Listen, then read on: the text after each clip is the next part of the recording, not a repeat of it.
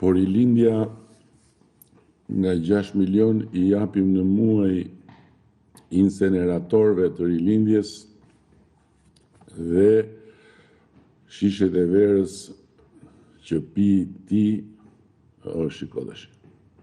Po mirë, si mund t'jeni kaq lehtësisht të manipulueshëm edhe lehtësisht të budallepshëm ju që jeni në ujërat e Kënetës.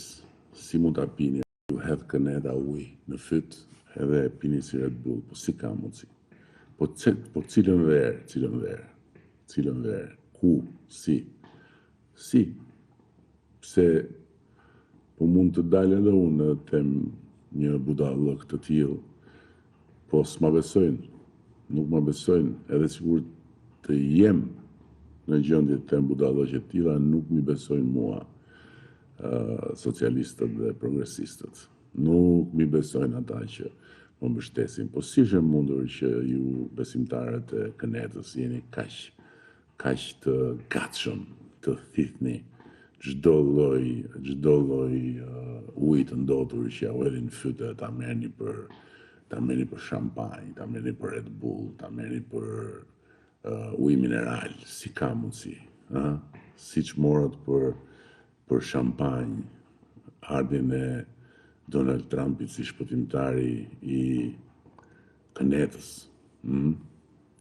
E pat dje çfarë ndodhi me zëdhënësin e Bufit?